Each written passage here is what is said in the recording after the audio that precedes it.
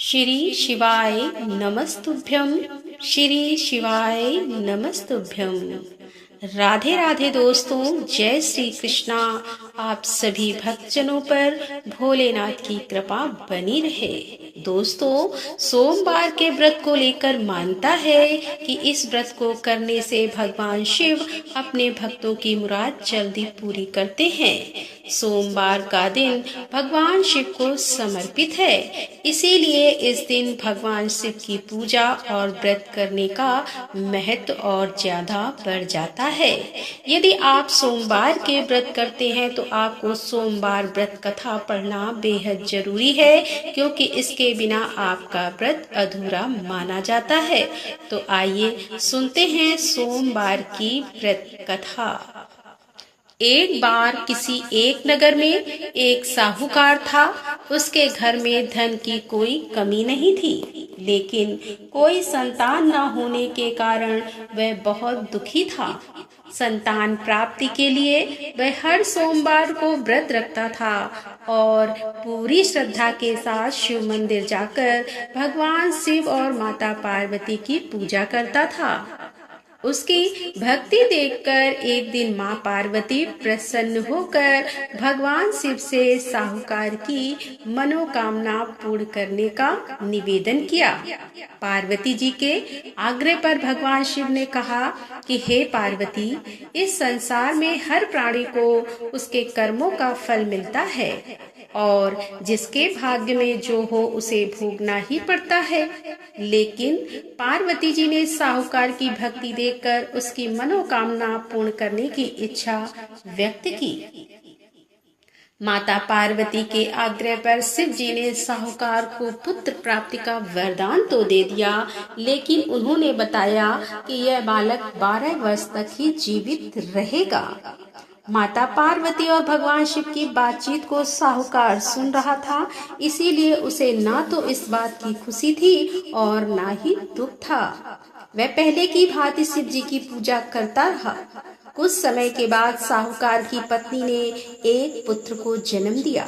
जब वह बालक 11 वर्ष का हुआ तो उसे पढ़ने के लिए काशी भेज दिया गया।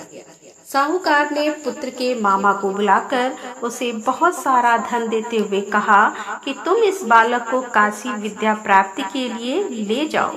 तुम लोग रास्ते में यज्ञ कराते जाना और ब्राह्मणों को भोजन दक्षिणा देते हुए जाना। दोनों मामा भांजे इसी तरह यज्ञ कराते और ब्राह्मणों को दान दक्षिणा देते काशी नगरी निकल पड़े। इस दौरान रात में एक नगर पड़ा, जहां नगर के राजा की कन्या का विवाह था। लेकिन जिस राजकुमार से उसका विवाह होने वाला था वह एक आंख से काना था। राजकुमार के पिता ने अपने पुत्र के काना होने की बात को छुपाने के लिए सोचा, क्योंकि ना उसने साहूकार के पुत्र को दूल्हा बनाकर राजकुमारी से विवाह करा दूं, विवाह के बाद इसको धन देकर विदा कर दूंगा और राजकुमारी को अपने नगर ले जाऊंगा। लड़के को दूल्हे के वस्त्र पहनाकर राजकुमारी से विवाह करा दिया गया। साहूकार का पुत्र ईमानदार था, उसे यह बात सही नहीं लगी, इसीलिए उसने अवसर पाकर राजकुमारी के दुपट्टे पर लिखा कि तुम्हारा विवाह तो मेरे साथ हुआ है, लेकिन जिस राजकुमार के संग तुम्हें भेजा जाएगा वह एक आंख से काना है। मैं तो काशी पढ़ने जा रहा हूँ। जब राजकुमारी ने चुन्नी पर लिखी बातें पढ़ी तो उसने अपने माता पिता को यह बात बताई। राजा ने अपनी पुत्री को विदा नहीं किया, फिर बारात वापस चली गई। दूसरी ओर साहूकार का लड़का और उसका मामा काशी पहुँचे और वहां जाकर उन्होंने यज्ञ किया। जिस दिन लड़का 12 साल का हुआ उस दिन भी यज्ञ का आयोजन था। लड़के ने अपने मामा से कहा कि मेरी तबीयत कुछ ठीक नहीं है।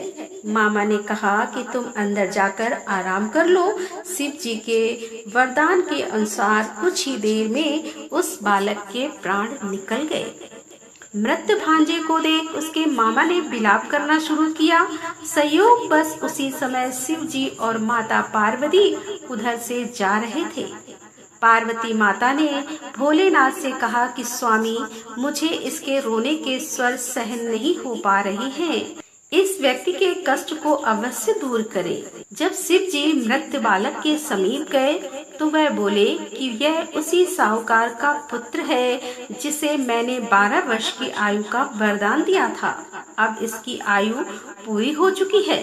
लेकिन म्रात भाव से विभोर माता पार्वती ने कहा कि हे महादेव, आप इस बालक को और आयु देने की कृपा करें, अन्यथा इसके वियोग में इसके माता पिता भी तड़प तड़प कर मर जाएंगे। माता पार्वती के पुनः आग्रह पर भगवान शिव ने उस लड़के को जीवित होने का वरदान दिया। शिव जी की कृपा से वह लड़का जीवित हो गया। शिक्षा पूरी करके लड़का मामा के साथ अपने नगर की ओर वापस चल दिया। दोनों चलते हुए उसी नगर में पहुँचे जहाँ उसका विवाह हुआ था। उस नगर में भी उन्होंने यज्ञ का आयोजन किया।